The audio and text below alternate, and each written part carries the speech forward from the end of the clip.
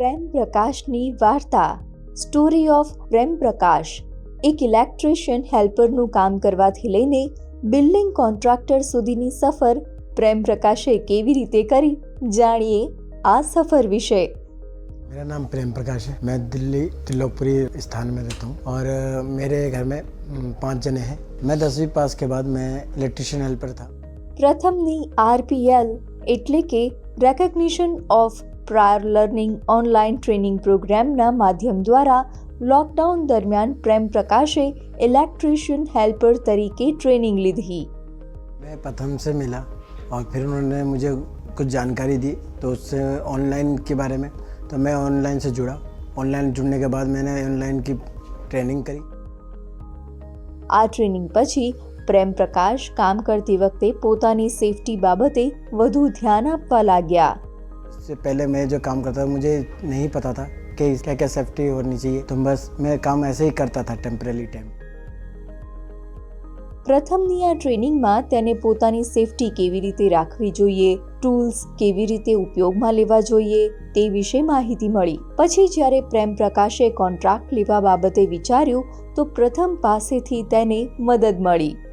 पहला कॉन्ट्रैक्ट हमने बिल्डिंग का लिया था, जिसमें हमारे को पूरी बिल्डिंग में वायरिंग और इलेक्ट्रिशियन का आइटम लगाने का था, जो कि हम 4 आदमी थे उसमें। पूरी वो हमारा काम था 35,000 रुपये का।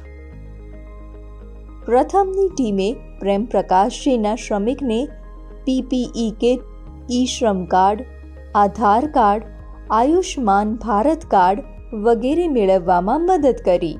પ્રેમ પ્રકાશને બિઝનેસ ફોર્મલાઇઝેશન એટલે કે વ્યાપાર ઔપચારિકીકરણમાં પ્રથમે સહાય કરી। प्रथम की टीम के लोग आते थे साइट पे, जो कि मुझे समझाते थे टूल के बारे में और कॉन्ट्रैक्ट के बारे में। सब चीज़ मुझे प्रथम के द्वारा सहायता मिलती थी और मैं सीखता था। હવે પ્રેમને લોકો કોન્ટ્રાક્ટર પ્રેમ એ નામથી જાણવા लाग्યા છે। આ કારણે તેનો આત્મવિશ્વાસ વધી ગયો છે। पहले लेबर था तो मैं कहीं भी जा भी नहीं पाता था। अब तो शादी ब्याह में जाता हूँ तो सब ठेकेदार साहब या कॉन्ट्रैक्टर साहब कह के बुलाते हैं, तो ये मुझे सुन के अच्छा लगता है। પ્રેમ પ્રકાશજીએ પોતાની મહેનત અને લગનથી ઇલેક્ટ્રિશિયન હેલ્પરથી કોન્ટ્રાક્ટર સુધીની સફર પાર કરી છે। પ્રેમની જેમ સફળ કોન્ટ્રાક્ટર બનવાની સફરમાં પ્રથમ તમારી મદદ અવશ્ય કરશે।